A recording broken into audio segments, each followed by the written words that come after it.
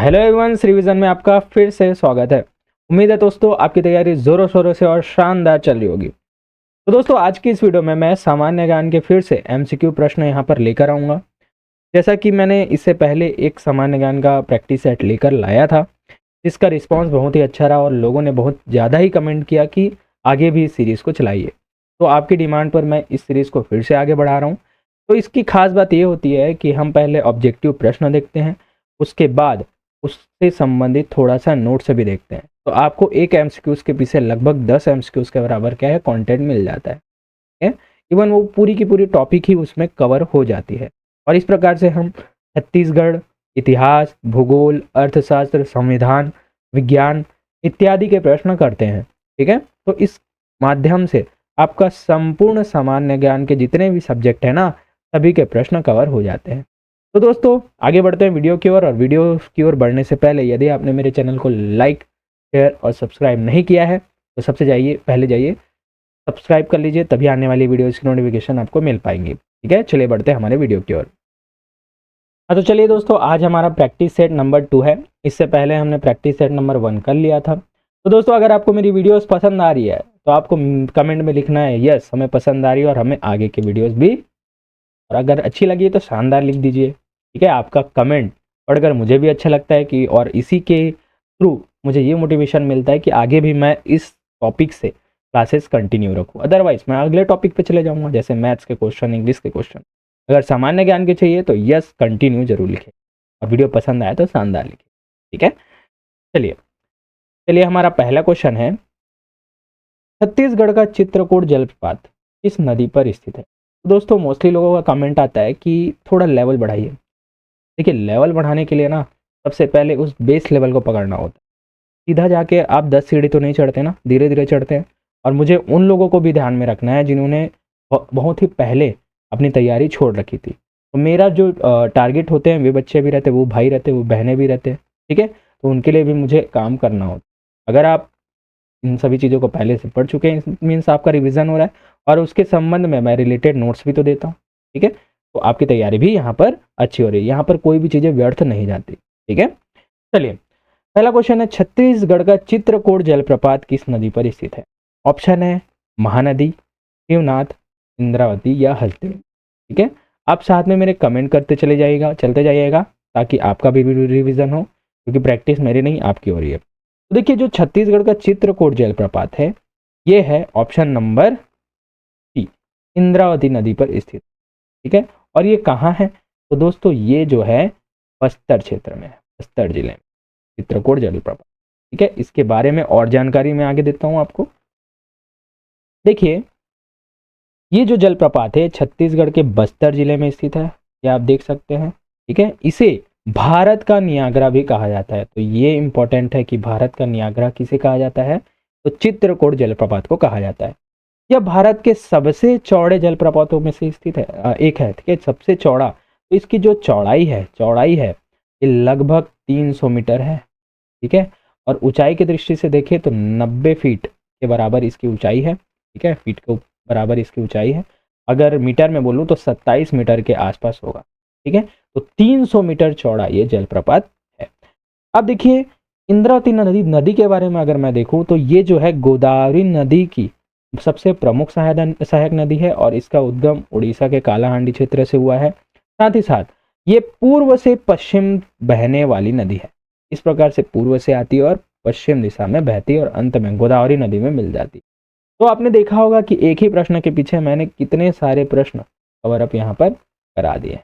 ठीक है, यहाँ पर क्वेश्चन बन सकता है चित्रकूट जलप्रपात की चौड़ाई कितनी है, तो आपका आंसर आ जाता है 300 मीटर। ऊंचाई कितनी है, 90 फीट या 27 मीटर। इंद्रावती नदी किसकी सहायक है, तो मैंने बताया गोदावरी नदी। ठीक है, भारत का नियाग्रा किसे कहते हैं, तो आपका आंसर हो जाता है चित्रकूट। सबसे चौड़ा जलप्रपात कौन सा है, तो आपका आंसर आ जाता है चित्रकूट। तो आपने देखा होगा कि एक प्रश्न के पीछे इतने सारे कवर अप हमने कर लिया है। चलिए आगे देखते हैं संविधान से संबंधित। तो भारतीय संविधान में मौलिक अधिकारों के संबंध में निम्नलिखित कथनों पर विचार कीजिए। ऑप्शन है पहला, इनका वर्णन संविधान के भाग 3 में किया गया है। ठीक है, ये दूसरा है, ये अधिकार वाद योग्य हैं, अर्थात इनके हनन पर न्यायालय में जाया जा सकता है। देखिए दोस्तों, जो मौलिक अधिकार है ये नागरिकों को अपने हितों की रक्षा करने के लिए दिया जाता है। ठीक है, जिसका प्रावधान संविधान के भाग 3 में है। तो भाग 3 में इसका प्रावधान है। और अगर अनुच्छेद की बात करूं तो अनुच्छेद 12 से लेकर 35 तक केवल मौलिक अधिकारों की ही बात की गई है। ठीक है, और यहाँ पर फिर पहला तो ये सही हो गया। ठीक है, दूसरा में देखते हैं कि ये अधिकार वाद योग्य है या नहीं। तो देखिए दोस्तों, मौलिक अधिकार के संरक्षण का अधिकार सुप्रीम कोर्ट है। ठीक है, इसका मतलब अगर आपके मौलिक अधिकार का हनन हो रहा है तो आप कहाँ जा सकते हैं? सुप्रीम कोर्ट में गुहार लगा सकते हैं। इस सर सुनिए, यहाँ पर मेरे मौलिक अधिकार का हनन हो रहा है तो आप इस पर सुनवाई, क्योंकि मौलिक अधिकार के संरक्षण का अधिकार किसको है? Supreme court. ठीक है, सुप्रीम कोर्ट को है। तो ऑप्शन नंबर 2 भी यहाँ पर सही है। इसका मतलब आपका आंसर हो जाएगा ऑप्शन नंबर सी, कथन 1 और दोनों सही है। ठीक है, चलिए इसके बारे में और मैं जानकारी देखता हूँ। तो देखिए, मैंने पहले ही बता दिया था कि संविधान के अनुच्छेद 12 से 35 तक का प्रावधान है। फिर इसे कहाँ से लिया गया, ये भी प्रश्न आता है। तो इसका जो प्रावधान है ना, ये संयुक्त राज्य अमेरिका है ना, तो अमेरिका के संविधान से इसका क्या है, जो प्रावधान है लिया गया है कि मौलिक अधिकार भी हमारे संविधान में होना चाहिए। जैसा कि पता ही है आपको कि संविधान जो हमारा बना है ना, बहुत सारे देशों के प्रावधानों को मिलाकर बनाया गया है। ठीक है, तो वहीं से संयुक्त राष्ट्र America, United states of America से क्या लिया गया है? मौलिक अधिकार लिया गया है। ये आपको देखना है। फिर प्रारंभ में देखिए 7 मौलिक अधिकार थे। ठीक है, लेकिन एक ऐसा मौलिक अधिकार है जिसे 44वां संविधान संशोधन सन 1978 में एक संविधान संशोधन किया गया, और वो जो था वो संपत्ति के अधिकार को मौलिक अधिकार से हटाकर कानूनी अधिकार के रूप में डाल दिया। और जब इसे कानूनी अधिकार के रूप में डाला गया तो किस अनुच्छेद में डाला गया? तो अनुच्छेद नंबर 300 या 300 का में। ठीक है, तो वर्तमान में संपत्ति का अधिकार किसमें है पूछा जाए तो अनुच्छेद 300 का में। ठीक है, कौन से संविधान संशोधन द्वारा हटा गया? तो 44वां संविधान संशोधन 1978। दो संविधान संशोधन बहुत ज्यादा पूछे जाते हैं। एक होता है 42वां संविधान संशोधन 1973, यहाँ से ज्यादा प्रश्न बनते हैं, और 44वां संविधान संशोधन 1978 से बनते हैं। तो इन सभी चीजों को आपको याद रखना है। फिर वर्तमान में क्या है? 6 मौलिक अधिकार है। पहले 7 थे, एक को हटा दिया गया, आप कितने हैं? 6। तो देखिए, तो 12 से 35 तक हम जाएंगे। तो अगर आपको याद नहीं होता तो एक शानदार से ट्रिक है, क्या? समस्त शोध संस्कृति उपचार। समस्त शोध संस्कृति उपचार, यहीं से आपके पूरे मौलिक अधिकार याद हो जाएंगे। कैसे? देखिए, सम से क्या हो जाएगा? समानता का अधिकार। समानता का अधिकार है 14 से लेकर 18 तक। ठीक है, इस समस्त का अस्त, इसमें है स्वतंत्रता का अधिकार। ठीक है, स्वतंत्रता का अधिकार है 1922 से। तो से हो जाएगा शोषण के विरुद्ध अधिकार, तो ये है 23-24, आर्टिकल नंबर 23 और 24 में। ध से हो जाएगा धार्मिक स्वतंत्रता का अधिकार, तो ये हो जाएगा आर्टिकल नंबर 25 से 28 में। संस्कृति से हो जाएगा संस्कृति एवं शिक्षा का अधिकार, ये है आर्टिकल 29 और 30 में। देखिए, आर्टिकल 31 में संपत्ति का अधिकार था, इसे हटा दिया गया, और अब वर्तमान में कौन से आर्टिकल में रखा गया है? अनुच्छेद 300 ए या फिर अनुच्छेद 300 क में। ठीक है, और फिर लास्ट में आता है उपचार, तो संवैधानिक उपचारों का अधिकार है ना, ये है आर्टिकल नंबर 32 में। यही संविधान की आत्मा कहाँ था? भीमराव अम्बेडकर में। मतलब अगर कुछ भी संविधान में होता है जो कि मौलिक अधिकार से हनन होता है, आर्टिकल 32 से यहाँ पर ठीक हो जाता है। इसमें रीट जारी करने की शक्ति भी है सुप्रीम कोर्ट की। 5 प्रकार के रीट होते हैं। सारी चीज़ें हम पढ़ेंगे। अगर एक ही टॉपिक में मैं बता दूं तो आपका दिमाग भी घूम जाएगा कि यार आखिर हम क्या पढ़ रहे हैं। तो चलिए, क्या क्या क्वेश्चन बन सकता है? तो मौलिक अधिकार का आर्टिकल किस में है? आर्टिकल नंबर 12 से 35 में। कहाँ से लिया गया है? तो अमेरिका से। कितने मौलिक अधिकार हैं? तो 6। एक को कब हटाया गया था? 44वां संविधान संशोधन 1978 में। अब वर्तमान में उसे कहाँ जोड़ा गया है? तो आर्टिकल नंबर 300 का। वो कौन सा आर्टिकल है? तो संपत्ति का अधिकार, और बाकी सभी मौलिक अधिकार मैंने यहाँ पर बता दिए। ठीक है, चलिए, और मौलिक अधिकार का संरक्षण का अधिकार किसको है? सुप्रीम कोर्ट को। कौन करेगा उसका संरक्षण? सुप्रीम कोर्ट का। इसका मतलब अगर आपका हनन होता है मौलिक अधिकार तो आप कहाँ जा सकते हैं? सुप्रीम कोर्ट में जा सकते हैं। ठीक है, चलिए भाई आगे देखते हैं। नेक्स्ट है प्लासी का युद्ध। तो प्लासी का युद्ध किस वर्ष लड़ा गया था? ऑप्शन है 1757, 1764, 1857 या 1905। ठीक है, देखिए दोस्तों 1757 में आपका प्लासी का युद्ध लड़ा गया था, तो आपका आंसर हो जाएगा ऑप्शन नंबर ए 1757 में। 1764 में क्या होता? बक्सर का युद्ध हुआ, बक्सर का युद्ध। 1857 क्यों इंपॉर्टेंट है? क्योंकि ये क्या है, महास्वतंत्रता संग्राम 1857 का हुआ था। ठीक है, और 1905 में क्या हुआ था? तो 1905 में बंगाल का विभाजन हुआ था। इसलिए ये जो तिथि है ना बहुत ही इंपॉर्टेंट हो जाती है। तो 1757 को प्लासी का युद्ध हुआ था, ये आपको याद रखना। ठीक है, चलिए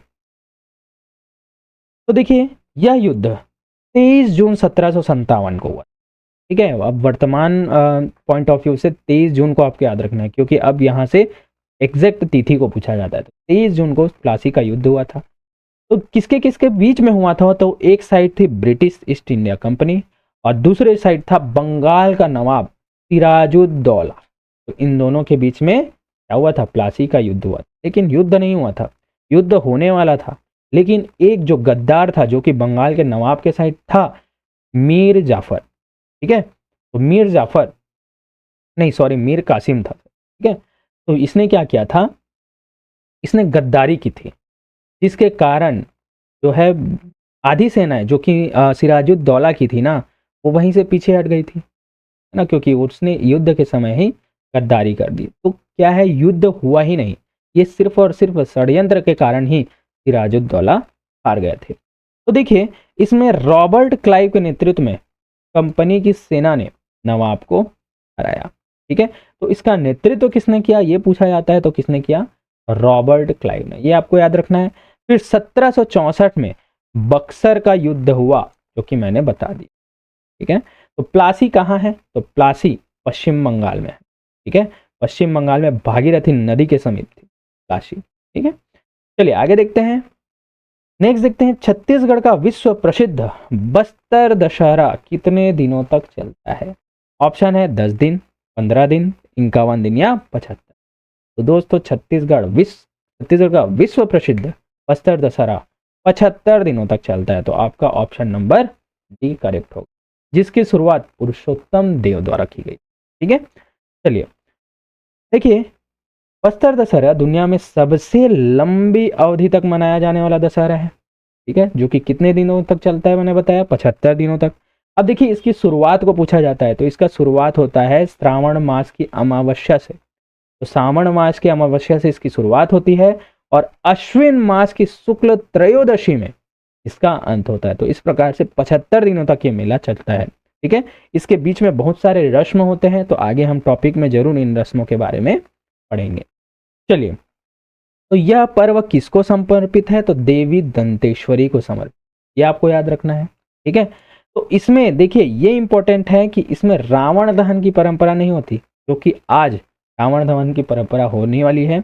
आज दशहरा है, तो दशहरा की आपको हार्दिक शुभकामनाएं। तो रावण दहन की परंपरा आज है, लेकिन यहाँ रावण दहन की परंपरा नहीं होती, यहाँ देवी दंतेश्वरी की पूजा आराधना की जाती है। बल्कि यह आदिवासी संस्कृति और परंपराओं का क्या है? और इसकी शुरुआत किसने की थी? मैंने बता दिया, तो पुरुषोत्तम देव ने इसकी शुरुआत की थी। चलिए देख सकते हैं ये बस्तर दशहरा। ठीक है, रथ निकाला जाता है यहाँ और बहुत सारे रस्म होते हैं ना। इन रस्मों के बारे में तो एक पीडीएफ है, क्योंकि एक पृथक से मैं वीडियो जरूर लाऊंगा कि बस्तर दशहरा में कौन कौन से रस्म होते हैं। ठीक है, कांचीन गादी ये सब चीज़ होता है ना। चलिए प्रश्न नंबर 5वां है विज्ञान विषय से संबंधित। एक स्वस्थ मनुष्य के हृदय में कितने कक्ष अर्थात चैम्बर्स होते हैं? ऑप्शन है 2, 3, 4 या 5। तो दोस्तों एक स्वस्थ मनुष्य के हृदय में 4 कक्ष होते हैं, जिसमें आलय और निलय मिलाकर होते हैं, अभी जोड़ों में होते हैं। आगे मैं आपको बताता हूँ तो कितने होते हैं। ऑप्शन नंबर सी 4 होते हैं। कौन कौन से? चलिए मैं आपको बताता हूँ। तो देखिए मनुष्य के हृदय में 4 कक्ष होते हैं, जिसमें होते हैं आलिंद। तो आलिंद की संख्या 2 होती है, एक तो दायां आलिंद, एक होता है बायां आलिंद, जिसको बोलते हैं एट्रिया इंग्लिश में। वहीं एक होता है निलय, ठीक है, जिसको बोलते हैं वेंट्रिकल। ये भी संख्या में 2 होते हैं, बायां निलय और दायां निलय। देख सकते हैं यहाँ पर एट्रियम मतलब आलिंद है। ठीक है, आलिंद, ये है दाया अलिंद, ये हो जाएगा बाया अलिंद, और वहीं ये है निलय, ये है दाया निलय और ये है बाया निलय।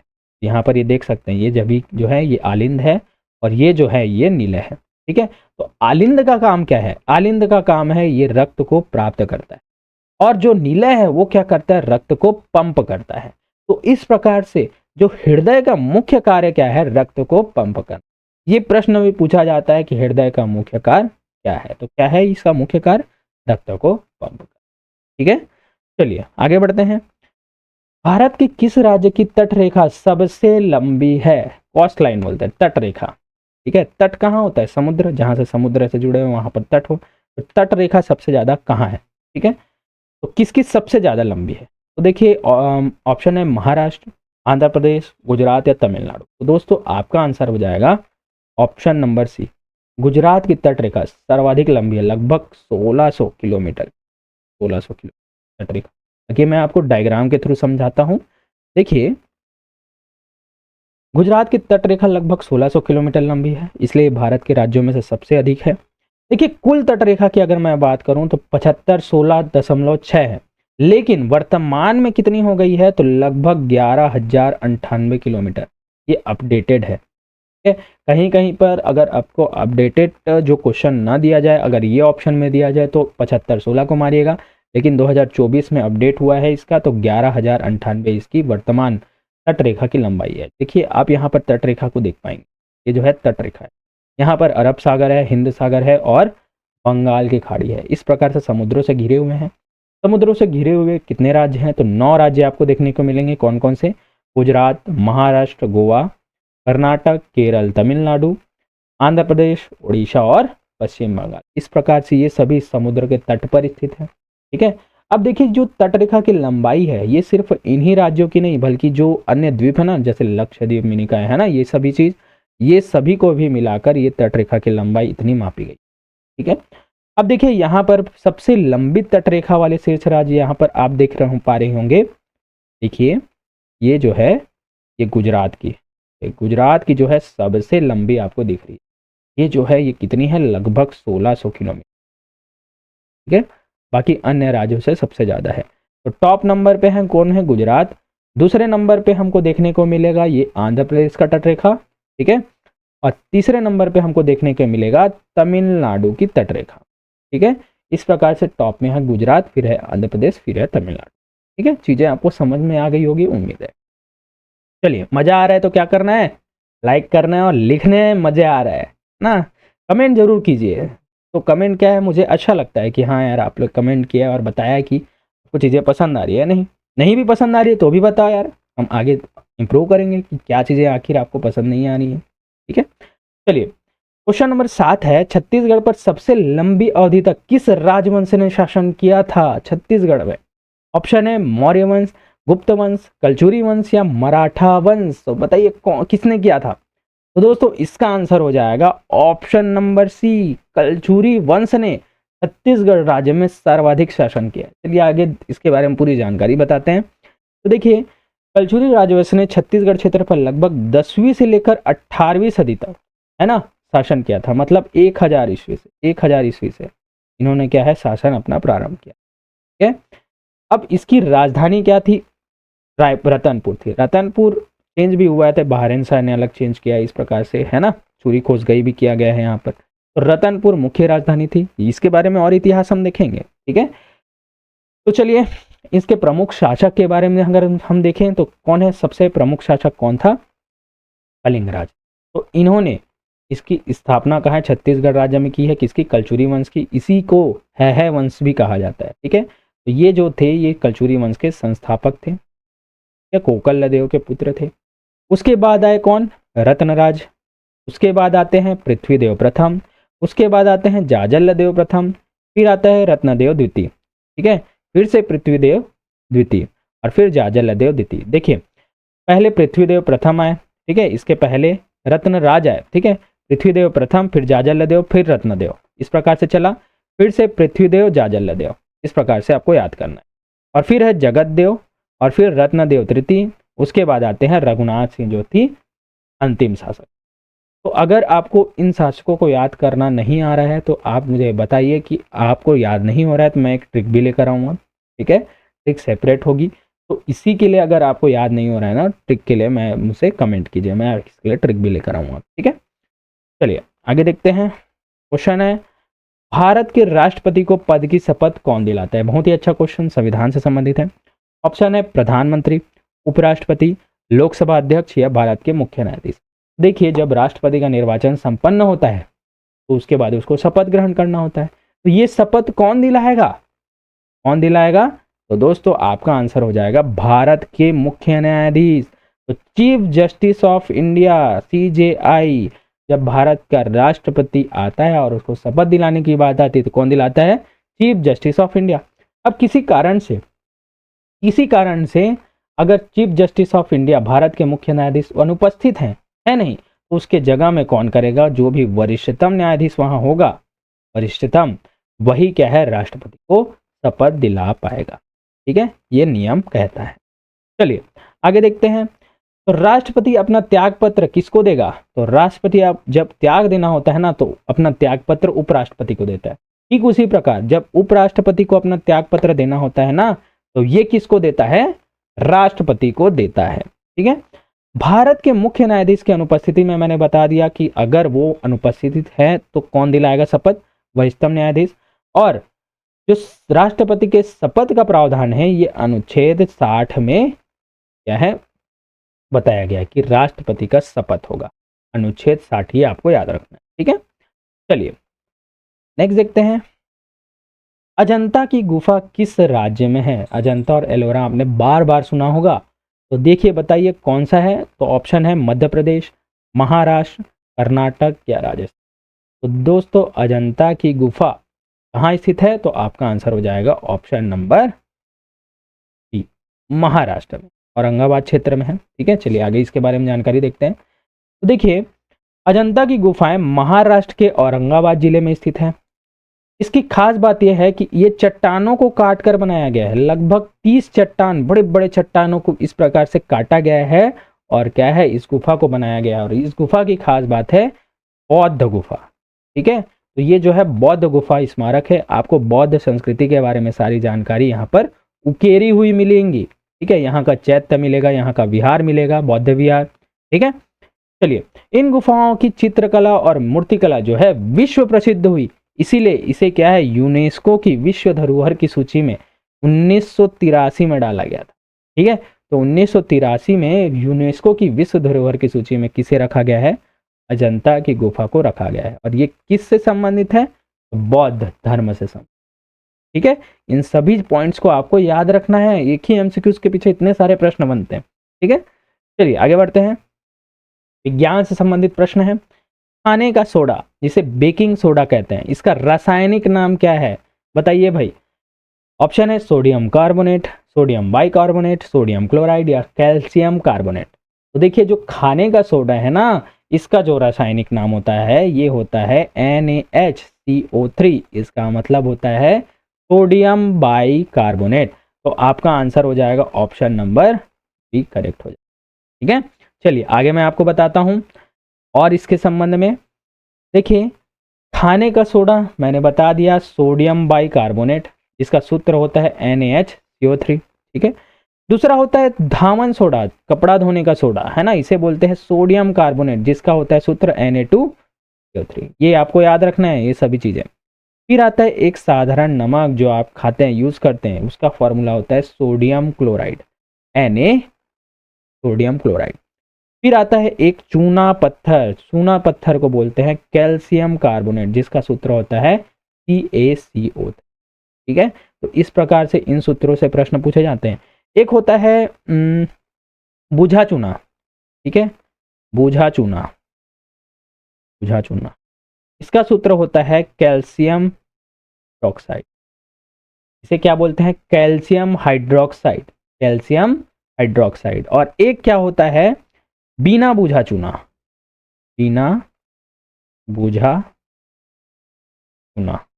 ठीक है, इसका सूत्र होता है CaO अर्थात कैल्शियम ऑक्साइड। तो कैल्शियम हाइड्रोक्साइड होता है बुझा हुआ चूना और एक होता है बिना बुझा हुआ चूना, जिसका सूत्र होता है कैल्शियम ऑक्साइड। ये सभी चीजें आपको याद रखनी है, ठीक है। चलिए आगे देखते हैं। छत्तीसगढ़ का कोरबा शहर किसके लिए प्रसिद्ध है? ऑप्शन है लौह अयस्क, एल्यूमिनियम और ताप विद्युत, हीरा खनन या सीमेंट उद्योग। ठीक है, तो दोस्तों इसका आंसर हो जाएगा ऑप्शन नंबर बी, एल्यूमिनियम और ताप विद्युत गृह के लिए ये बहुत ही ज्यादा प्रसिद्ध है। क्यों? क्योंकि यहाँ तो सबसे पहले एल्यूमिनियम पाया जाता है, इसलिए क्या है यहाँ पर बाल को। साथ ही साथ ताप विद्युत के लिए क्यों? क्योंकि यह कोयला पाया जाता है। यहाँ गेवरा, दीपका और कुसमुंडा की खाने हैं, ठीक है, इसलिए यहाँ कोयला पाया जाता है। इसलिए यहाँ पर और क्या है, एनटीपीसी, एनटीपीसी है, नेशनल थर्मल पावर कॉरपोरेशन, है ना, ये भी है। तो एनटीपीसी कोरबा है। यहाँ पर एनटीपीसी के 3 ब्रांच देखने को मिलेंगे आपको। एनटीपीसी लारा जो है रायगढ़ में, एनटीपीसी सीपत बिलासपुर में और एनटीपीसी कोरबा कोरबा जिले में। ठीक है, चलिए और आगे जानकारी देता हूं मैं। कोरबा को छत्तीसगढ़ की क्या है, ऊर्जा राजधानी भी कहते हैं, ठीक है, एनर्जी कैपिटल इसे कहा जाता है कोरबा को। एक है यहाँ भारत एल्यूमिनियम कंपनी लिमिटेड, बाल को स्थित है, क्योंकि यहाँ एल्यूमिनियम प्रचुर मात्रा में पाया जाता है, ठीक है। और वह वहीं राष्ट्रीय ताप विद्युत निगम एनटीपीसी के कई बड़े पावर प्लांट भी यहाँ पर स्थापित किए गए हैं। एनटीपीसी के ब्रांचेस भी मैंने बता दिए। तो एनटीपीसी कोरबा भी कहाँ है? ये कोरबा में है, नाम में ही है, ठीक है, ये आपको याद रखना है। चलिए आगे देखते हैं। जलियांवाला बाग हत्याकांड किस वर्ष हुआ था? ऑप्शन में है क 1905, ख 1919, ग 1920 या घ 1930। देखिए जलियांवाला बाग हत्याकांड कब हुआ था? तो ये हुआ था सन 1919 में, ठीक है। रोलेक्ट एक्ट के विरोध में एक सभा बैठी थी, ठीक है, वहां पर ऐसे तो रोलेक्ट एक्ट का विरोध भी हो रहा था, क्योंकि रोलेक्ट एक्ट एक ऐसा एक्ट था जिसमें बिना अपील, बिना दलील किसी भी व्यक्ति को आप क्या है अंदर कर सकते हैं, बिना कारण बताए कि हमने क्यों किया। राह चल रहा है कोई, अंदर करो, सस्पेक्ट को सीधा अंदर करो। ये क्या है, काला कानून की भी संज्ञा दी गई थी। तो इसके विरोध में सभा लगी थी। अगर कहीं एक मतलब बैसाखी का पर्व था और वहाँ बैसाखी इतना बहुत धूमधाम से मनाया जाता था, तो आपस में गैदरिंग हुई, ठीक है। तब जो अंग्रेजों को लगा कि ये हमारे खिलाफ को है, क्या कर रहे हैं, कुछ ना कुछ कर रहे हैं। तो जनरल आर डायर आए, दरवाज़ा सब तरफ से बंद करवाए, क्या है, अंधाधुंध गोली चलाई गई। अगर जलियांवाला बाग के बारे में जानना है ना, तो एक सेपरेट वीडियो जरूर लाऊंगा, एक ही वीडियो में इसको नहीं बताया जा सकता। फिर भी मैंने कोशिश की कि थोड़ी सी जानकारी तो आपको एटलीस्ट होनी चाहिए, ठीक है। तो देखिए 1919 में जलियांवाला बाग हत्याकांड हुआ। चलिए आगे इसके बारे में जानते हैं। तो देखिए ये आपको याद रखना है, एग्जैक्ट डेट याद रखना है, 13 अप्रैल 1919 को पंजाब के अमृतसर में हुई थी। का मतलब जलियांवाला बाग का है, अमृतसर में, ठीक है। यह घटना रोलेक्ट एक्ट के विरोध में हो रही एक शांतिपूर्ण सभा थी, ठीक है। साथ ही साथ बैसाखी का पर्व भी था।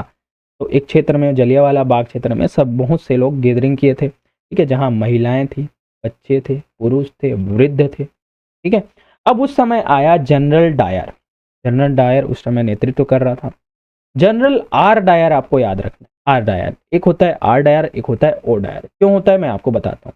तो आर डायर क्या किया, वहां पर पहुंचा, सभी सैनिकों को क्या है बोला और पूरे चारों ओर से घेर लिया, मेन दरवाजा को बंद करवा दिया और अंधाधुंध जब तक आपकी गोली खत्म नहीं हो जाती तब तक आप गोली चलाएंगे, ये अपने सैनिकों को ऑर्डर कर, ठीक है। तो इस प्रकार से जो वहाँ के लोग थे ना, दरवाजे तो बंद थे, तो लोग वहाँ पर से भाग भी नहीं पा रहे थे।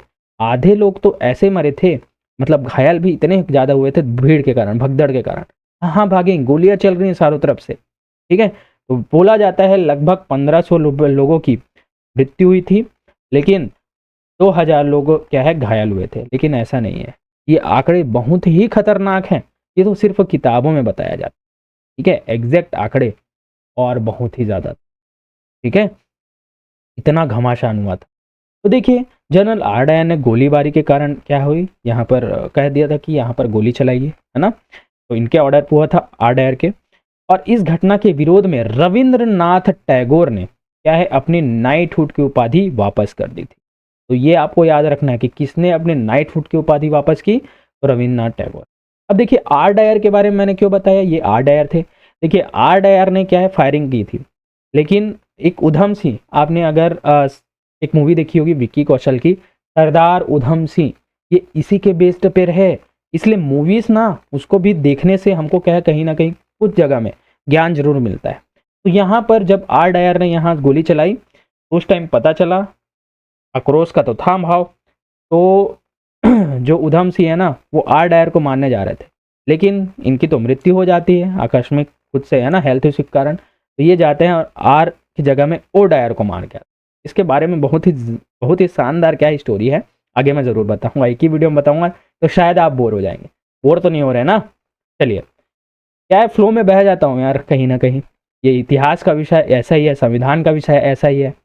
चलिए, क्वेश्चन है, विश्व स्वास्थ्य संगठन WHO का मुख्यालय कहाँ स्थित? WHO का मुख्यालय, ठीक है, ऑप्शन है न्यूयॉर्क USA अमेरिका में, पेरिस फ्रांस में, जेनेवा स्विट्जरलैंड में, या लंदन UK में। तो दोस्तों, विश्व स्वास्थ्य संगठन WHO का जो मुख्यालय है ना, ये option number C Geneva Switzerland में। बार बार क्वेश्चन ही बनता है, बहुत ही इंपॉर्टेंट क्वेश्चन, ठीक है, और जेनेवा स्विट्जरलैंड से बहुत ही ज्यादा क्वेश्चन बनता है, ठीक है, इसलिए मैंने ये प्रैक्टिस सेट लेकर आया। चलिए, तो देखिए, वर्ल्ड हेल्थ ऑर्गेनाइजेशन अर्थात WHO की स्थापना कब हुई थी? 7 अप्रैल 1948 को। यहाँ से भी क्वेश्चन बनता है। और देखिए, इसकी स्थापना 7 अप्रैल को ही थी, इसीलिए 7 अप्रैल को विश्व स्वास्थ्य दिवस मनाया जाता है, ठीक है, तो इसी के उपलक्ष्य में मनाया जाता है विश्व स्वास्थ्य दिवस। तो एक और क्वेश्चन बन सकता है कि विश्व स्वास्थ्य दिवस कब मनाया जाता है? तो आपका उत्तर हो जाएगा 7 अप्रैल। अब देखिए, जेनेवा में स्थित अन्य प्रमुख संगठनों की बात की जाए, WHO के बारे में तो हमने पढ़ लिया। अब क्या है, एक होता है WTO, वर्ल्ड ट्रेड ऑर्गेनाइजेशन, इसका मतलब होता है विश्व व्यापार संगठन। इसका भी मुख्यालय कहाँ है? जेनेवा में है। अंतर्राष्ट्रीय संघ संगठन, इंटरनेशनल लेबर ऑर्गेनाइजेशन, इसका भी क्या है, मुख्यालय जेनेवा में है। रेड क्रॉस की अंतर्राष्ट्रीय समिति, इसका भी मुख्यालय जेनेवा में है। इन चीजों को आपको याद रखना। फिर आते हैं नेक्स्ट, छत्तीसगढ़ के प्रथम मुख्यमंत्री कौन थे? ऑप्शन है डॉक्टर रमन सिंह, भूपेश बघेल, अजीत जोगी, या नंद कुमार पटेल। चलिए, मोस्टली लोगों का इसका आंसर पता होगा, तो दोस्तों आपका आंसर हो जाएगा ऑप्शन नंबर सी, अजीत प्रेम कुमार जोगी, ठीक है। ये छत्तीसगढ़ के प्रथम मुख्यमंत्री थे, जिनका कार्यकाल सन 2000 से कहाँ तक? 2003 तक, ठीक है। तो इस प्रकार से अजीत कुमार जोगी क्या है, पहले मुख्यमंत्री थे। देखिए, अजीत जोगी के बारे में तो हमने पढ़ लिया। देखिए, और मैं बता देता हूँ मुख्यमंत्री के बारे में, क्या कि प्रथम मुख्यमंत्री तो ये थे, उसके बाद द्वितीय में कौन है? द्वितीय में आए थे कौन? रमन सिंह, जिनका कार्यकाल 15 साल तक था, रमन सिंह आए थे। उसके बाद कौन आए? भूपेश बघेल। उसके बाद कौन आए? उसके बाद वर्तमान में कौन है? कौन है जी? विष्णुदेव, ठीक है। तो इस प्रकार से जो विष्णुदेव साय हैं, ये कौन से नंबर के हैं? तो चौथे क्रम के मुख्यमंत्री। ये भी प्रश्न में पूछा जाता है, ठीक है।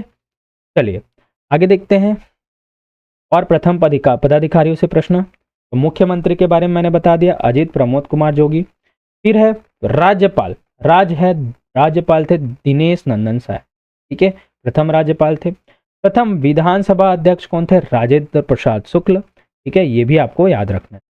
चलिए आगे बढ़ते हैं। फिर है क्वेश्चन में, हरित क्रांति, ग्रीन रिवॉल्यूशन का जनक किसे कहा जाता है? बहुत ही अच्छा क्वेश्चन, यहाँ पर भी लोगों को कंफ्यूजन होता है, ठीक है। जब आपके इंडिया लेवल पे क्वेश्चन आता है ना, तो हरित क्रांति का जनक किसे कहा जाता है, तो आप आंसर लेते हैं इसमें। ऑप्शन दिया है Varghese Kurien, MS Swaminathan, Norman Borlaug और CV रमन। देखिए, कहीं ना कहीं इन सभी का योगदान इस क्षेत्र में रहा है, लेकिन जो MS स्वामीनाथन है ना, ये भारत में हरित क्रांति के जनक के रूप में जाने जाते हैं। हरित क्रांति क्यों हुई थी? लगभग 1960 के दशक में यह भीषण अकाल पड़ा था, जिसमें भूखमरी आई थी, ठीक है, भूखमरी आई थी। तो यहाँ पर जो कृषि के विकास करने के लिए, मतलब कृषि को आधुनिकता की ओर ले जाने के लिए MS स्वामीनाथन ने बहुत ही ज़्यादा प्रयास किया था, और इस टाइम आधुनिक मशीनों का प्रयोग किया गया था, और आधुनिक जो है कृषि पद्धति का प्रयोग किया गया था, और जो है कृषि का विकास किया गया था, ताकि जो भूख से पीड़ित लोग हैं उनको राहत मिले, ठीक है, भूखमरी से राहत मिले, ठीक है। तो हरित क्रांति, भारत में हरित क्रांति के जनक कौन थे बोलेंगे? तो MS स्वामीनाथन। वहीं अगर मैं विश्व में हरित क्रांति के जनक कौन है ये बोला जाए, तो वर्गीस कुरियन, ठीक है, तो ये याद रखना है। आगे हमको बताते हैं आपको। ठीक है, ओ सॉरी, एक गलत हो गया, विश्व में हरित क्रांति के जनक नॉर्मल बोल रहा गया ना, मैंने गलत बता दिया। देखिए, भारत में हरित क्रांति की शुरुआत सन 1960 के दशक में हुई थी, जिसका उद्देश्य खाद्यान्न उत्पादन, विशेषकर गेहूं और चावल में आत्मनिर्भरता प्राप्त करना था। देखिए, डॉक्टर नॉर्मन बोरलॉग को विश्व में हरित क्रांति का क्या है, जनक माना जाता है। ठीक है, हरित क्रांति का जनक नॉर्मन बोरलॉग को माना जाता है। और वर्गीस कुरियन, ये बार बार क्या है, कंफ्यूजन क्रिएट करता है, जैसा कि मैंने स्टार्टिंग में बताया। तो वर्गीस कुरियन, इनको क्या है, भारत में श्वेत क्रांति का जनक माना जाता है। श्वेत क्रांति किससे है संबंधित है, दूध उत्पादन से संबंधित। ठीक है, तो देखिए, भारत में हरित क्रांति के जनक MS स्वामीनाथन, विश्व में हरित क्रांति के जनक नॉर्मन बोरलॉग, भारत में श्वेत क्रांति के जनक कौन थे, तो वर्गीस कुरियन, ये आपको याद रखना। और विशेष क्रांति है, उनके बारे में मैं बताता हूँ कि किससे किससे संबंधित है। देखिए, जैसे श्वेत क्रांति दुग्ध उत्पादन से संबंधित है, उसी प्रकार से हरित क्रांति खाद्यान्न उत्पादन से संबंधित है। श्वेत क्रांति दूध से बता दिया मैंने।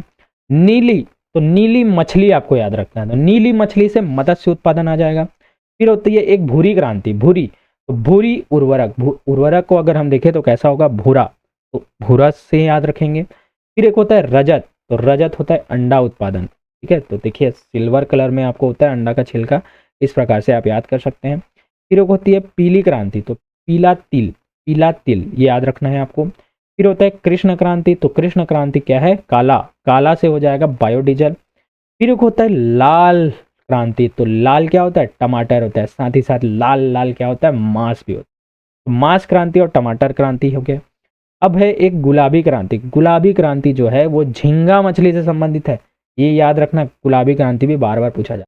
तो इन क्रांतियों से प्रश्न बहुत ही ज्यादा पूछे जाते हैं, इनको आपको याद रखना। ठीक है, चलिए अब आगे देखते हैं। क्वेश्चन है, पंचायती राज व्यवस्था अपनाने वाला भारत का पहला राज्य कौन सा था, जिसने पंचायती राज अपनाया था। ऑप्शन दिया है आंध्र प्रदेश, राजस्थान, उत्तर प्रदेश या बिहार।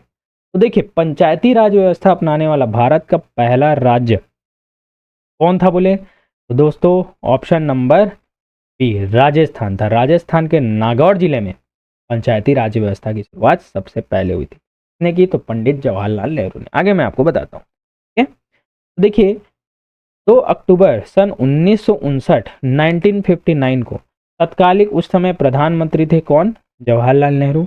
इन्होंने राजस्थान के नागौर जिले से पंचायती राज व्यवस्था की शुरुआत की। ठीक है, देखिए 73वां संविधान संशोधन सन 1992 के द्वारा पंचायती राज को क्या है, संवैधानिक दर्जा दिया गया और भाग 9 में इसका प्रावधान है। ठीक है, तो आर्टिकल 40 जो है पंचायती राज गठन 40 है ना, पंचायती राज के गठन का क्या है, प्रावधान करता है। तो आर्टिकल 40 आपको बहुत ही अच्छे तरह से याद रखना है, इसे गांधी जी का राज भी कहा गया।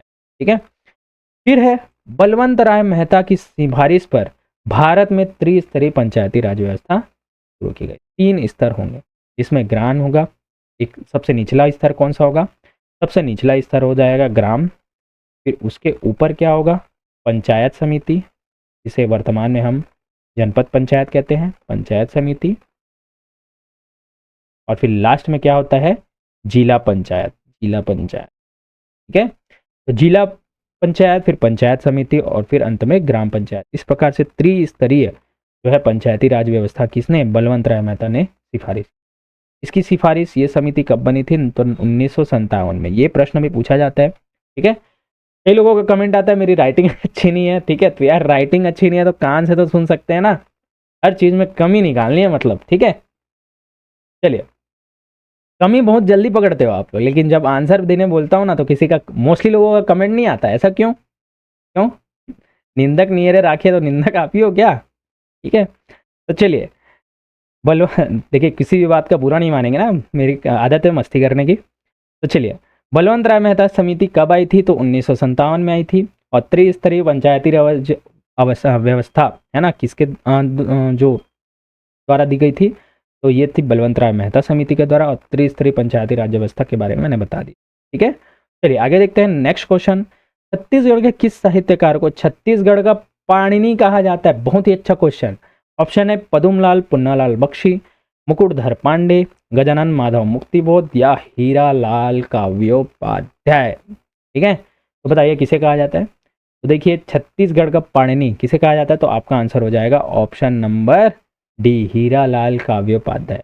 क्यों? क्योंकि इन्होंने छत्तीसगढ़ी व्याकरण की क्या है, रचना की है, संकलन किया है, और इन्हीं की बुक तो पढ़ते हैं हम, हीरालाल काव्योपाध्याय की, छत्तीसगढ़ के लिए प्रेफर करते हैं, है ना, ऑथेंटिक बुक है। एक होती है विनय पाठक की। ठीक है, चलिए आगे देखते हैं।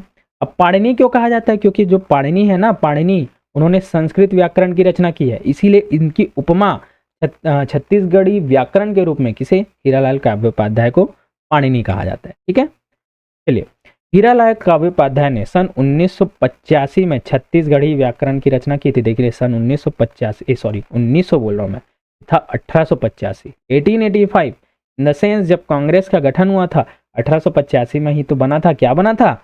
INC। तो कहीं ना कहीं इतिहास घुस ही जाता है ना चीज़ों में। तो INC का गठन 1885 में हुआ था। ठीक उसी टाइम में छत्तीसगढ़ी व्याकरण का भी रचना इन्होंने किया था, हीरालाल काव्योपाध्याय ने। ठीक है, इस महत्वपूर्ण कार्य के कारण उन्हें छत्तीसगढ़ी भाषा के व्याकरण को व्यवस्थित करने का श्रेय दिया जाता है, इसलिए उन्हें छत्तीसगढ़ का पाणिनि कहते हैं। और पाणिनि कौन थे? तो पाणिनि ने संस्कृत की व्याकरण की रचना की है, इसलिए उनकी तुलना किससे की गई है? पाणिनि से। ठीक है, चलिए आगे बढ़ते हैं। क्वेश्चन नंबर 18 है, विद्युत प्रतिरोध का एसआई मात्रक क्या है? चलिए भाई, ऑप्शन है एम्पियर, वोल्ट, ओम या वाट। तो देखिए विद्युत प्रतिरोध का एसआई मात्रक है ऑप्शन नंबर सी, ओम। ओम का नियम हम बार बार पढ़ते हैं, तो क्या होता है? V = IR, ये होता है ओम का नियम। ओम को हम दर्शाते हैं ये वाली साइन से, अगर पढ़ा होगा तो, जहाँ पर V क्या है? विभवांतर, I होती है धारा, और R होता है प्रतिरोध। ठीक है, लिख देता हूँ भाई, V होता है विभवांतर, I होती है धारा, R होता है प्रतिरोध। ठीक है, ये होता है ओम का नियम। ये विद्युत प्रतिरोध का ऐसा ही मात्रक ओम होता है, ये आपको याद रखना है। आपको और मैं एग्जांपल देता हूँ। देखिए विद्युत धारा का ऐसा ही मात्रक क्या होता है? एम्पियर होता है, जिसे ए से दर्शाया जाता है। ठीक है, विभवांतर, विभवांतर का ऐसा ही मात्रक क्या होता है? वोल्ट होता है, जिसे वी से दर्शाया जाता है। प्रतिरोध, प्रतिरोध को ऐसा ही मात्रक क्या है? ओम, जो कि हमने पढ़ा है, और देखिए इसके साइन को भी मैंने बताया है। शक्ति, शक्ति अर्थात पावर, इसका ऐसा ही मात्रक होता है वॉट, जिसे W से दर्शाया जाए। ठीक है, ये सभी बेसिक प्रश्न बनते ही बनते हैं। ठीक है, चलिए आगे देखते हैं। द्रोणाचार्य पुरस्कार किस क्षेत्र में उत्कृष्ट योगदान के लिए दिया जाता है? ठीक है, ऑप्शन है साहित्य, सिनेमा, खेल में उत्कृष्ट प्रदर्शन और खेल प्रशिक्षण। देखिए हर चीज को ना यहाँ पर रटना नहीं होता, कुछ चीजों को आप समझ के बना सकते हैं। सबसे पहली चीज तो द्रोणाचार्य कौन थे? द्रोणाचार्य क्या थे? अर्जुन के गुरु थे, तो जाहिर सी बात है शिक्षा देने से संबंधित होगा। इसका मतलब जो प्रशिक्षण दे रहा है उससे संबंधित होगा। इसका मतलब हो जाएगा ऑप्शन नंबर डी, खेल प्रशिक्षण देने से संबंधित गुरु द्रोणाचार्य पुरस्कार है, जो उत्कृष्ट क्या है? शिक्षा प्रशिक्षण देता है। ठीक है, चलिए देखिए द्रोणाचार्य पुरस्कार क्या है? सर्वश्रेष्ठ कोच को दिया जाता है ना, मतलब प्रशिक्षकों को दिया जाता है। दूसरा आता है अर्जुन पुरस्कार। देखिए अर्जुन क्या थे? द्रोणाचार्य के शिष्य थे ना, शिष्य थे, तो जाहिर सी बात है खिलाड़ियों को दिया जाएगा। ठीक है, उनके शिष्यों को दिया जाएगा। कोच को क्या दिया जाएगा? द्रोणाचार्य, और खिलाड़ियों को दिया जाएगा अर्जुन। ठीक है, तो खिलाड़ियों को उनके उत्कृष्ट प्रदर्शन के लिए दिया जाता है। एक होता है मेजर ध्यानचंद खेल रत्न पुरस्कार, ये जो था सर्वोच्च खेल सम्मान है। ठीक है, और ये पिछले 4 वर्षों में जिन्होंने सबसे शानदार प्रदर्शन किया ना 4 वर्षों में, उनको मिला जाता है। तो ध्यानचंद कौन थे? ध्यानचंद थे बेस्ट हॉकी प्लेयर, जो कि हॉकी के कप्तान। जब 3 बार भारत ने गोल्ड मेडल जीता है ना, तो उनका नेतृत्व किसने किया था? मेजर ध्यानचंद। इन्हें हॉकी के जादूगर की उपमा, हॉकी का जादूगर किसे कहते हैं? मेजर ध्यानचंद। सर्वोच्च खेल रत्न पुरस्कार। ठीक है, ये आपको याद रखना है। चलिए आगे बढ़ते हैं। छत्तीसगढ़ के वन्य जीव अभ्यारण्य को उसकी सूची से मिलाना है। चलिए भाई वन्य जीव अभ्यारण्य के बारे में। ठीक है, तो कितने अभ्यारण्य हैं? 11। इनको मिलाते हैं एक दूसरे से। देखिए इधर सूची दी है अभ्यारण्य की, इधर सूची दी है जिला की। तो देखिए अचानक मार्ग, सीता नदी, उदंती, तमोर पिंगला कहाँ कहाँ है भाई बताओ। देखिए अचानक मार्ग अभ्यारण्य ये है मुंगेली जिला में स्थित। ये हो जाएगा पहला का तीसरा। ठीक है, सीता नदी अभ्यारण्य, सीता नदी अभ्यारण्य हो जाएगा, ये हो जाएगा धमतरी में। चलिए भैया, धमतरी में स्थित है। ठीक है, फिर आता है उदंती अभ्यारण्य, तो उदंती अभ्यारण्य है ये गरियाबंद जिले में स्थित है। और फिर तमोर पिंगला जो कि सबसे बड़ा है ना, ये कहाँ है, सूरजपुर जिले में। ठीक है, ये आपको याद रखना। चलिए, इस प्रकार से आपको मिलाना था। चलिए, तो देखिए, अचानक मार मुंगेली मैंने बता दिया है, सीता नदी धमतरी। तो जो सीता नदी अभ्यारण्य है, इसकी खास बात यह है कि ये छत्तीसगढ़ का सबसे पुराना अभ्यारण्य है, जिसकी स्थापना सन 1974 में की गई। ठीक है, इसलिए ये सबसे पुराना है। उदंती अभ्यारण्य गरियाबंद में मैंने बताया। तमोर पिंगला ये सूरजपुर में स्थित है, जो कि क्षेत्रफल की दृष्टि से छत्तीसगढ़ का सबसे बड़ा क्या है, अभ्यारण्य है। इसका क्षेत्रफल लगभग 608 वर्ग किलोमीटर है, 608 वर्ग किलोमीटर। एक होता है सबसे छोटा अभ्यारण्य, सबसे छोटा अभ्यारण्य कौन सा है, बादलखोल, बादल, इसका क्षेत्रफल है लगभग 108 के आसपास, है ना, और या 106 के आसपास, 108 है 106 के आसपास। तो बादलखोल सबसे छोटा है, और ये कौन से जिला में स्थित है, तो ये जसपुर जिला में स्थित है, जसपुर जिला में स्थित है बादल। ठीक है, ये आपको याद रखना है। सबसे बड़ा कौन सा है, तमोर पिंगला, सबसे छोटा कौन सा है, बादलखोल। ठीक है, चलिए आगे देखते हैं। क्वेश्चन नंबर 21, महात्मा बुद्ध ने अपना सर्वाधिक उपदेश किस स्थान पर दिया है, सर्वाधिक, सबसे ज्यादा। ठीक है, ऑप्शन है सारनाथ, बोधगया, श्रावस्ती या वैशाली। तो दोस्तों, महात्मा बुद्ध ने अपना सर्वाधिक उपदेश कहाँ दिया था, श्रावस्ती में दिया। ठीक है, तो ऑप्शन नंबर सी आपका करेक्ट होगा। आगे जानकारी देखते हैं। देखिए, श्रावस्ती जो थी उस समय कोशल महाजनपद की राजधानी थी। तो कोशल महाजनपद की राजधानी कौन सी थी, ये प्रश्न भी पूछता है, तो आपका आंसर होगा श्रावस्ती। सारनाथ में बुद्ध ने अपना पहला उपदेश दिया था, जिसे क्या कहा जाता है, धर्म चक्र प्रवर्तन, से ही धर्म चक्र प्रवर्तन के रूप में जाना जाता है। ठीक है, फिर आता है बोधगया में उन्हें ज्ञान की प्राप्ति हुई थी। ठीक है, बोधि वृक्ष के नीचे। वहीं कुशीनगर में उनका महापरिनिर्वाण, महापरिनिर्वाण का मतलब होता है देह त्याग। ठीक है, तो इसको याद रखना है, महापरिनिर्वाण क्या है, देह त्याग, कुशीनगर में है महानिर्वाण हुआ था। ठीक है, चलिए आगे बढ़ते हैं। ब्लू प्लैनेट अर्थात नीला ग्रह किसे कहा जाता है, देखिए बचपन से हम पढ़ते आ रहे हैं, तो ऑप्शन है मंगल, पृथ्वी, शनि या शुक्र। तो नीला ग्रह किसे कहा जाता है, और जाहिर सी बात है ऑप्शन नंबर बी पृथ्वी होगा। ऊपर से देखेंगे नीला दिखता है ना, जो जल के कारण नीला दिखता है, तो नीला ग्रह है। ठीक है, तो पृथ्वी पर लगभग 71% हिस्से पर पानी है, अर्थात महासागर वाला पानी है, जिसके कारण क्या है, अंतरिक्ष से देखने पर ये क्या है, नीला रंग का दिखाई पड़ता है। ठीक है, अन्य ग्रहों के उपनाम आपको देखने को मिलेंगे। यहां पर से प्रश्न बनता है, देखिए मंगल को क्या बोला जाता है, लाल ग्रह, फिर रेड प्लेनेट। शुक्र को बोलते हैं भोर का तारा, सांझ का तारा, या पृथ्वी की जुड़वा बहन, प्रीवियस एमसीक्यू में मैंने करा रखा है। बृहस्पति को क्या बोलते हैं, बृहस्पति को बोलते हैं गैस का दानव। ठीक है, तो ये भी आपको याद रखना। नियॉन और आर्गन जैसी गैस पाई जाती है ना। चलिए, छत्तीसगढ़ की प्रसिद्ध कुटुमसर की गुफा की खोज किसने की थी, कुटुमसर गुफा की हम बात करते हैं, तो ऑप्शन है शंकर तिवारी, नरेंद्र देव वर्मा, अजीत जोगी या रामचंद्र देशमुख। तो दोस्तों, कुटुमसर गुफा की खोज डॉक्टर शंकर तिवारी द्वारा की गई थी, तो ऑप्शन नंबर ए यहाँ पर करेक्ट होगा। आइए इसके बारे में जानकारी देखते हैं। देखिए, कुटुमसर गुफा जो है बस्तर जिले में स्थित कांगेर घाटी राष्ट्रीय उद्यान के अंदर है। ठीक है, यदि आप गए होंगे तो समझ पाएंगे। अब तो वहाँ जिप्सी चलती है, प्राइवेट गाड़ी तो नहीं चलती। जिप्सी से आपको लगभग 12 से 13 किलोमीटर या 16 किलोमीटर के अंदर वहाँ पर ले जाया जाता है। कुटुमसर गुफा आपको देखने को मिलेगी, थोड़ी सकरी गुफा है, अंदर जाएंगे तब थोड़ा एरिया बड़ा दिखेगा। ठीक है, यहाँ की खास बात है यहाँ की अंधी मछलियाँ, यहाँ पर आपको अंधी मछलियाँ देखने को मिलेंगी। और यहाँ पर जो चट्टाने हैं, है ना, कैल्शियम कार्बोनेट अर्थात चूना पत्थर की बनी होती है। जो ऊपर में होती है, ऊपर में चट्टाने, इसको बोलते हैं स्टेलेग्माइट, स्टेलेग्माइट। और नीचे में जो चट्टाने होती हैं वो क्या होती है, स्टेलेक्टाइट, स्टेलेक्टाइट, ये बोला जाता है। तो स्टेलेग्माइट या स्टेलेक्टाइट वाली चट्टाने कहाँ पाई जाती हैं, तो ये पाई जाती हैं कहाँ, कुटुमसर गुफा। ये आपको याद रखना है। ठीक है, चलिए आगे बढ़ते हैं।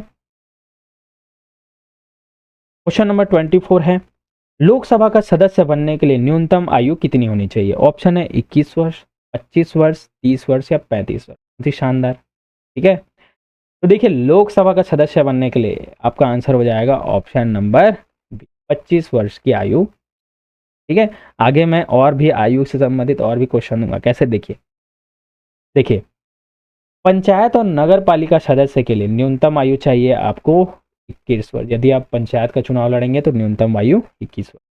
वहीं लोकसभा सदस्य के लिए यहां पर रखी गई है 25 वर्ष। अब देखिए लोकसभा सदस्य के लिए 25 वर्ष रखी गई है, तो ये बताइए प्रधानमंत्री बनने के लिए कितना चाहिए होगा।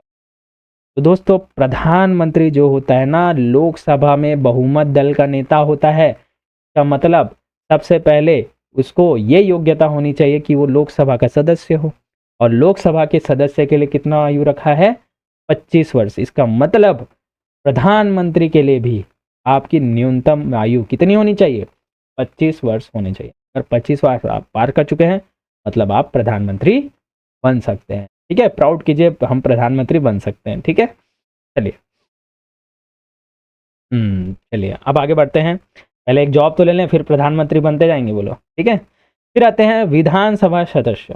तो विधानसभा सदस्य के लिए भी यहाँ पर कितनी रखी गई है, 25 वर्ष रखी गई है। मतलब अगर आप अपने क्षेत्र के विधायक के लिए लड़ना चाहते हैं तो यहाँ पर भी 25 वर्ष की आयु न्यूनतम रखी गई है। फिर है राज्यसभा सदस्य के लिए न्यूनतम आयु रखी गई है 30 वर्ष। ठीक है, और वहीं यदि आप राष्ट्रपति, उपराष्ट्रपति या राज्यपाल बनना चाहते हैं तो न्यूनतम आयु कितनी है, 35 वर्ष रखी गई। इन चीजों को आपको याद रखना, यहाँ से प्रश्न पूछते जाते हैं ना। चलिए लास्ट क्वेश्चन है हमारा, बिहू किस राज्य का प्रसिद्ध लोक नृत्य एवं त्योहार है। देखिए बिहू, तो देखिए बिहू जो है ना असम राज्य का, असम राज्य का बहुत ही प्रसिद्ध लोक नृत्य और त्योहार है। तो आपको याद रखना है ऑप्शन नंबर असम राज्य का बिहू। तो इस प्रकार से जो प्रमुख लोक नृत्य और त्योहार है ना, उसकी भी सीरीज में आगे जरूर करूंगा। चलिए इसके बारे में जानते हैं। तो बिहू असम में साल में 3 बार मनाया जाता है। ठीक है, साल में 3 बार मनाया जाने वाला। पहला है रोगाली या बोहाग, पहला त्योहार कहते हैं रोगाली या बोहाग बिहू। दूसरा होता है कोंगाली या काती बिहू। तीसरा होता है भोगाली या माघ बिहू। इस प्रकार से 3 बार वर्ष में क्या है, बिहू फेस्टिवल मनाया जाता है। अन्य प्रसिद्ध लोक नृत्य देखें तो गरबा कहाँ होता है, गुजरात में। ठीक है, लेकिन अब तो पूरे देश में चलता है, लेकिन रियल में कहाँ है, गरबा का त्योहार है। फिर आता है भांगड़ा, कहाँ है, पंजाब में। घूमर, घूमर है राजस्थान, घूमर वाला सॉन्ग सुने हो ना आप। फिर आता है लावणी, ये होता है महाराष्ट्र में। तो इस प्रकार से आपका आज का सीरीज इतना ही। इसी प्रकार से अगर आपको सीरीज चाहिए तो मुझे कमेंट में लिखे, यस सर हमें चाहिए, तो मैं कंटिन्यू रखूंगा, अन्यथा आगे बढ़ूंगा। और वीडियो कैसी लग रही है मुझे ज़रूर बताइएगा। और फिर से मैं बोलता हूँ कि कंजूसी मत कीजिएगा, ज़्यादा से ज़्यादा शेयर कीजिएगा। ज़्यादा से ज़्यादा अगर आपने शेयर किया है तो कमेंट पे लिखे डन, इसका मतलब मैं समझूंगा कि आपने शेयर कर दिया है। और वीडियो पसंद आई तो लिखे शानदार को कमेंट कीजिए कि हाँ हमें इस प्रकार की वीडियो और चाहिए। ठीक है, आपके कमेंट पढ़ के ही मुझे खुशी होती है। ऐसा लगता है कि अगर मैं मेहनत कर रहा हूँ तो मेरी मेहनत जो है यहाँ पर फल दे रही है, कहीं ना कहीं किसी का तो फायदा हो। आप भी मेरे भाई और बहन ही हो। ठीक है, अगर आपका फ़ायदा हो रहा है इन द सेंस मेरा, मुझे ऐसा लगता है मैं किसी का काम तो आ रहा। ठीक है, थोड़ा बहुत जो ज्ञान है वो कहीं ना कहीं आपके लिए अगर यूज़फुल हो रहा है मतलब मुझे खुशी हो। ठीक है, तो चलिए दोस्तों मिलते हैं अपने नेक्स्ट वीडियो में इसी जोश और जुनून के साथ और नए टॉपिक के साथ। ठीक है, आज के मेरे वीडियो पर बने रहने के लिए धन्यवाद।